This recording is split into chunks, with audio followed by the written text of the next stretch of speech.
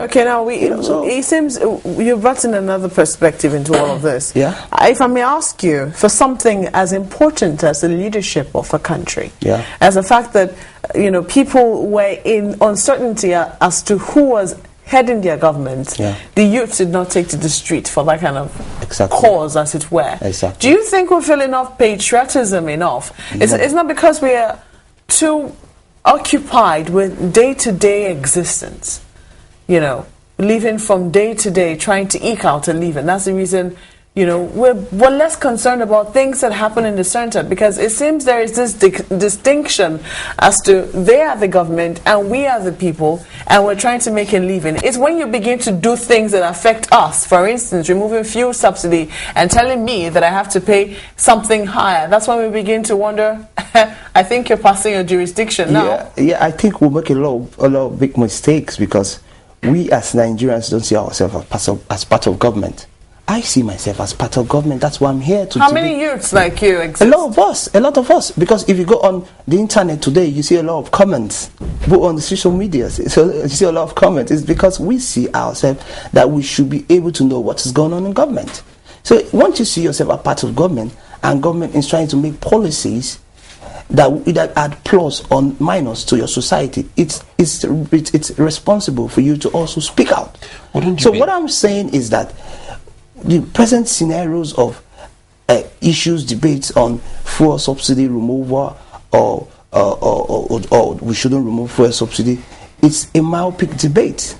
A lot of people have been sponsored to misinform Nigerians, because what I'm looking at is the advantages it will create to us as youths. Well, you have not seen any disadvantage with this. I've seen a lot. I've not seen a lot of disadvantages, but weighing it is, a lot of people talked about high cost of materials in the market. Even in this yearly tide season, things have gone up. Things you were buying last week for about, there's a lot of huge increase in market price. So things always go up and never come down. It's looking at the issues people are raising. What I'm saying is that the present situation of this country, we have so much on our hand to begin to make us roam into the street and agitate for a proper change in this country. When we talk about Donkemezuo, let me come in here. When we talk about the refineries, and sometimes we try to bring up what has happened in the telecom sector as an example.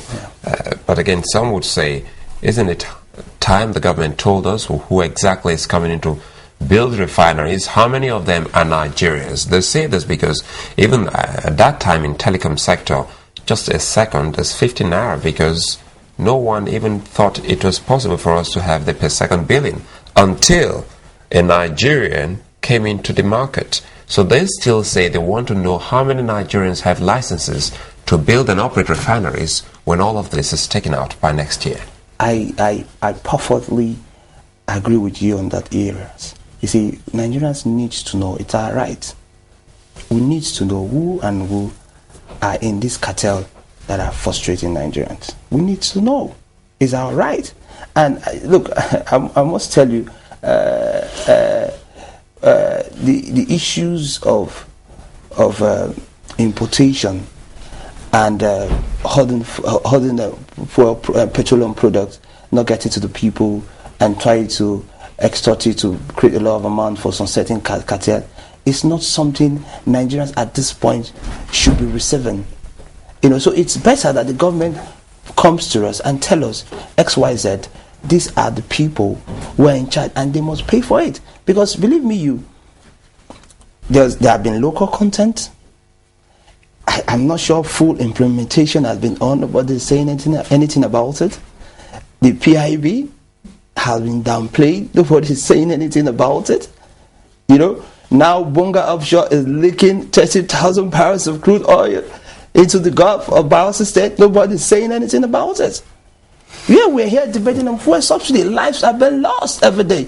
But we know in this world, when issues of the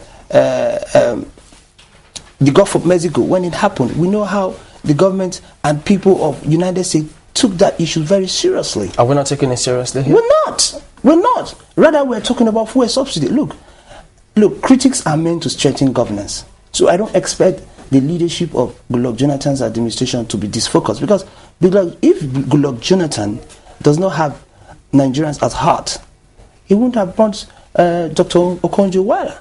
Looking at her track records, she has been minister twice in this country. He brought her back into his government because he needed a change. Well, and we all know that this whole SWEP subsidy removal was her brainchild. But it's arguable. Yeah, well, of course, definitely, I'm hopeful. But you have critics too who say, perhaps in a bid to strengthen the government, say, well, that's what I'm remember saying. who headed the committee that said it was palliatives or so during the former President time? If you look at the healthy components of the local content, and as it is now, it's not being implemented, you will see reasons why we Nigerians need to go on the street, not on fuel subsidy. That's all right, but with respect to the oil spill now, how do you say they're not doing anything about it? Because the government say that they're targeting 6 weeks for complete cleanup of the spill. You see, the politics about oil spill and environmental degradation and abuse of the lands of my people, it's something we need to really talk about, because you see, government shares 60% of oil activities in this country. With the JV venture? Yeah, so it's going to be very, very, very, very technical for government to come back and say they want to pay money about $4 or $5 billion, $4 or $5 billion to save Nigerians, which they extort oil from. You understand that? So if the government wants to be very sincere with every sense of responsibility, they should be able to come out and tell Shell that this spill adequate compensations must be paid to those affected, and it must be made publicly. Because sometime when the BP issues, I used to make reference to that issue, because I saw Barack Obama came up on the TV stations and said BP must be made to pay for it. So what are you saying? So what I'm saying in essence is that there's a lot of urgent issues needs to be addressed that needs to take Nigerians to the street, and not for a subsidy. By who? Is it not the government? Look, what I'm talking about is we as Nigerians being concerned of our present situations. And I think one of the least of our present situations is fuel subsidy. Who says? Because I mean, that is something that's going to have a direct impact on our earnings and our spending. Can you give me 1 or 2 key points that because now you've mentioned that the President of the United States, we thought by now you should also be telling us who exactly has come to the Bonga spill site to really address those people if truly something has gone wrong. That is why I'm even raising those issues, because none. This whole Bonga issue have really exonerated my people, because the other time I was here, Mark, where you raised the issue about the Shell MD who said majority of the oil spill are sabotage. We'll have issues about clamping, we'll have issues, technical issues, and each time issues are raised like this, Shell will always say it's sabotage. But this, we know that Bonga is about 2,000 nautical miles away to the sea. It's obviously a technical issue, and you know what it is to be gawking out 30,000 barrels of crude oil in a day. Do you know that they were the ones who actually came to the media with this particular piece of information? No, but all you can hide on waters. If oil is gawking out to the river, maybe you've not been to the creek before, or you can hide at waters. If oil is gawking out on the river, you just go over. You say it. It's not something you can hide.